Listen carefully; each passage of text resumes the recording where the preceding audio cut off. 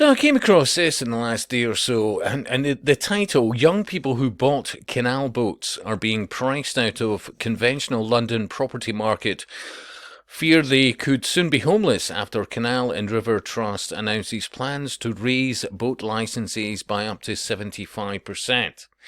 Now, in amongst many things that I'd been studying off and on since the noughties,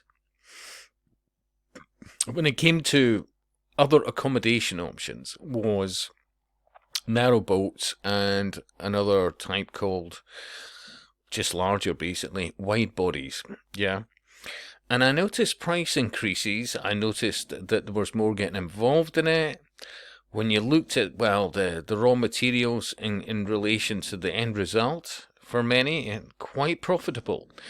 But you're selling a romanticism. You're selling an illusion that, well, we can go off grid. Let's escape the rat race. Yeah.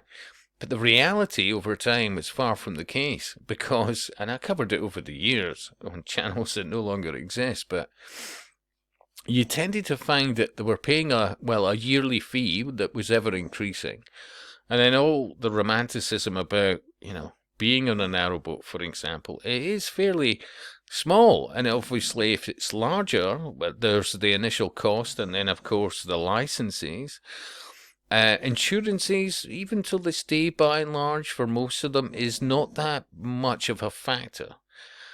It's not a huge cost, but obviously they have to get these boats out every year or two to have their hull, repainted and, other things. Then, of course, there's the heating aspect, and then winter especially, romance goes out the window, the romanticism of it, when they start realizing how thin these steel or, metal in general bodied boats are. And, insulation, well, I mean, some, don't get me wrong, have had a thoroughly enjoyable experience, but you could argue a lot of that is to where they are, what their income is, and their ability to support whatever lifestyle they're pursuing. But for many, it was a better option than trying to get on the property ladder. And unlike the property ladder, most of these things will absolutely, if not all, will decrease in value over time. The cost of maintenance, although may start fairly inexpensive, but that starts to become a thing.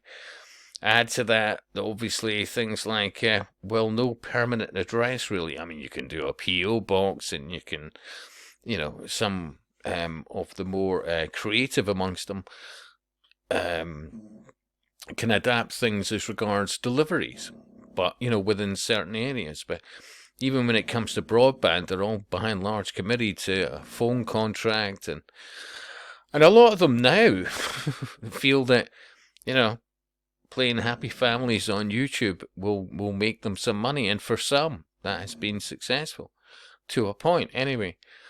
But yeah, it's more than what most people first think. Well, here, that's an option. I mean, especially, as I said, for the last few years, as far as I know, they're told that they have to move on every, I think it's 2 weeks. That may change in certain places, but and then, of course, there are other aspects that, and especially remember, for many of them, they're still supporting a job, or the job is supporting them.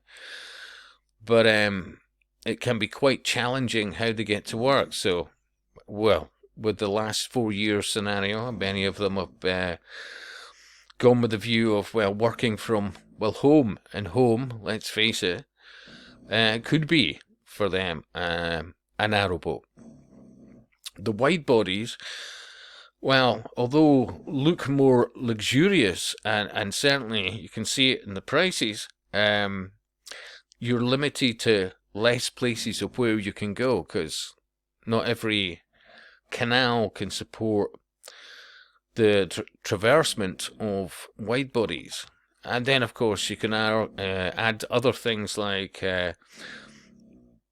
certain people can afford fees in certain places, so that they're more while they're on the water, they're still tied to a marina, for example.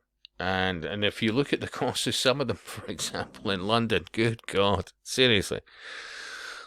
But there is also the contraction of people's options to look elsewhere and support,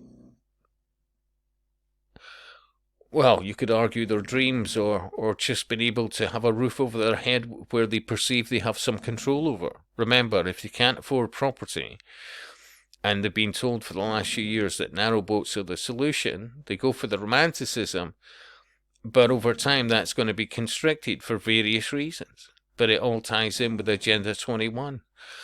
And, the WEF's by 2030, you'll own nothing, and you better be happy. This is 2024. Yeah.